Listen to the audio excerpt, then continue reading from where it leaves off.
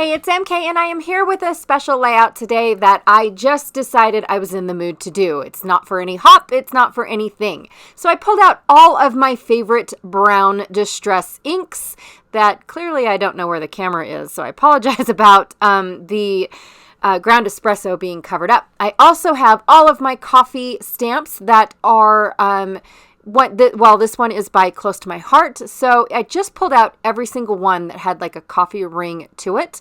This one here is a Bo Bunny one that I received in a Not Just for Boys Kit Club kit. And then I have the Coffee Cafe by Stampin' Up. I plan on using those cute little beans right there. And yeah, I don't know if it's retired or not, or if it's still available. I have a Kaiser Craft. Now, this will be the first time that I have used this particular stamp. I got it actually off of, I want to say eBay or something. And then the next three are all from Altenew. I do not remember the names of the specific stamps. I wish they'd print them on the carrier sheet, in all honesty, because I don't keep the packaging. So, this one here is all full of coffee. So was the, I think it said Coffee Craft Repeat, something like that. And then this one here is more on the lines of ink blots, but it does have that coffee-ish ring in it that I wanted to use because I love having all the different types of rings all over. Then what I did was I pulled some coffee related items from some assemblage required. So I have the Heartbeat coffee, some Autumn Arrows, as well as coffee beans, which are like my favorite and they make me so happy. And from Pink Paisley, again and again, I did kind of sort of put together a title. I also used some Simple Stories wood grain thin alphas as well. And then for my FOR, I used a Q and then a P and then this little apostrophe that I tucked away so it wouldn't get lost within one of my packaging. Now, I am keeping one of my photos flipped over because it is kind of sort of, a dead thing. And so I did not want to share it in case I do have some viewers that, don't like things like that. So anyways, I also pulled out this Later Skater because I am absolutely loving this neon green and bright aqua bluey color. I just love it. And I also went through some papers that I used during my mixed media class, which is over on my Facebook page. I have a mixed media for beginners group. If you guys are interested in that, shameless plug, I apologize. But I share all of my mixed media, plus I go over all of the different types of mixed media at a very slow pace. During a whole bunch of Facebook Lives.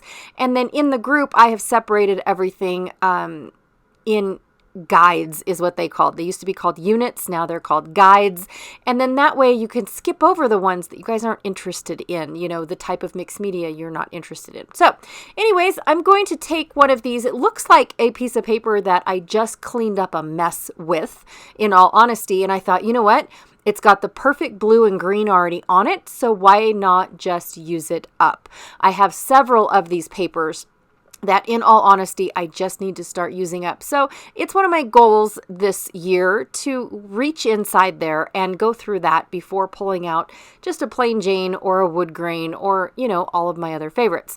Now, what I'm doing is going from light to dark, from large to small. Yep. That's what I'm going to do until I reach that double circle that's up there in the right-hand corner. I am going to go back to my ground espresso because that is my favorite black. So, and then I use walnut stain and ground espresso on the small bits, those 3 blocks that I have up in the corner. Those are also from, the dark and the darkest colors as well. So anyways, just filling in all of the stamp pieces. I did fast forward this quite a bit just so that way I could show the entire process. Now, what I'm trying to do is leave that one corner because I want everything to be in the lower left-hand corner. When I initially designed this layout. But my favorite thing about a coffee layout is the blending of the browns. So I'm going to do this very light, I believe it is gathered twigs that I am using to first ink my edges. And then once I started inking my edges, I kind of thought that maybe this paper was gessoed because it already was like weirdly distressed when it was taking the ink very weird. So it makes me think that this paper was already gessoed. And then also to darken the edges even more, I went very lightly over with walnut stain. So now I'm taking that same walnut stain and I'm stamping a bunch of coffee phrases. Now this one here says coffee helps, and I am going to go ahead and just stamp them all randomly. And then the next one, I don't even know what it says. I think it says that may your coffee be strong and your day be sweet.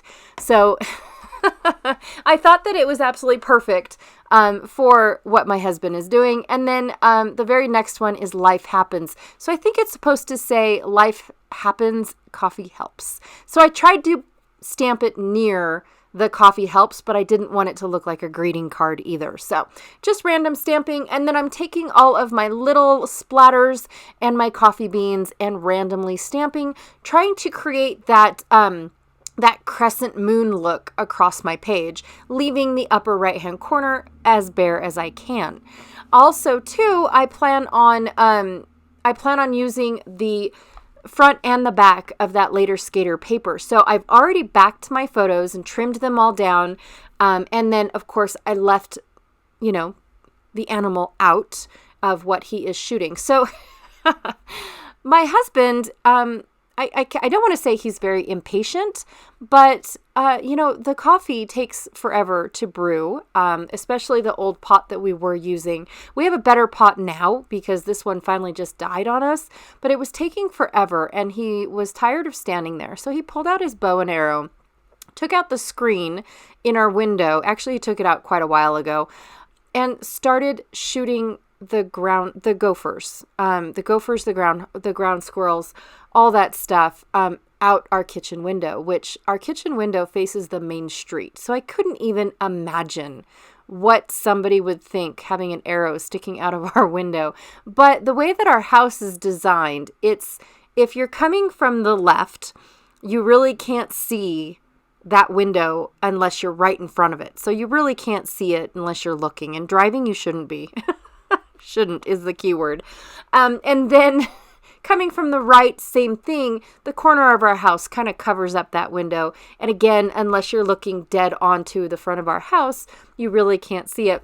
But I just thought it was absolutely hilarious. I walked in because I heard the coffee, I smelled the coffee, and I was just like, what are you doing? And he says, well, I'm bored. Oh, okay. You do you. Seriously. So I pulled out my camera because I'm going to do me. So this is, yes. And now this has become a thing in the spring that he does. And as soon as we start seeing gophers poke their little heads out of the holes, which now that we have our entire property fenced in and our dogs roam the entire property, we don't have as many gophers. Our neighbors, what I call our neighbors, which are deer and geese, they always stroll along the fence, but they don't come in our yard anymore because of the dogs. And so I'm very grateful for that. But I decided to name this layout while waiting for coffee, because it's not something that he does unless he's waiting for coffee. It's not like he just walks in there and decides he's going to shoot the bow and arrow out the window. But yes, the other picture that I have not shown yet is actually what he shot. In case you guys are curious, he does get quite a bit. I only took the one photo. It's not something that I need to consistently document. I just thought it was hilarious, and one day he might not do it, right? So I have to, yes, you used to do that, and I have proof because I scrapbooked it. What do they always say? If you haven't scrapbooked it, that it didn't happen. So anyways, like I said, I was really loving this bright green and blue. I'm just loving it. I'm seeing lots of other scrapbookers use it in their layouts, and it just makes me want to use it. And so I decided to take my arrows and use some, one of them's called paper glaze and the other one's called stencil butter on my arrows. So the blue is Picket Fence Paper Glaze, and it is in the color Ocean Poppy, and the green is Chartreuse, which I love that word, and it is stencil butter by the Crafters Workshop. Both of them, one of them I got from my friend that lives in San Jose. I don't know what store she picked it up in, but she always, when we're getting ready to go on a retreat, she always tells me, I'm going to the scrapbook store. Do you need anything? Or do you want me to look for anything? And it's either a yes or a no. And I was really wanting to try her paper glaze, but I always feel guilty using other people's products when it's very limited. But I am loving the size of these jars just because they're a little bit more manageable than those big, huge tubs that I've seen other companies try to sell. Anyways, I also used my ink splatter, which is actually like an ink spray that I picked up at the dollar store, you guys. It was green and blue. They came in the exact same packet. They're called Tempera Spray Paint. I don't actually spray with them, but golly, look at those splatters. Oh my gosh, they are just to die for, and I plan on keep using them. I plan on keeping using them. Anyways, I don't speak English very well. Anyways, that is all that I have for you guys today. Sorry my video is coming up a little later than usual, but I didn't want to leave you all hanging. All right, thank you so much for hanging out with me, and I'll check y'all later. Bye.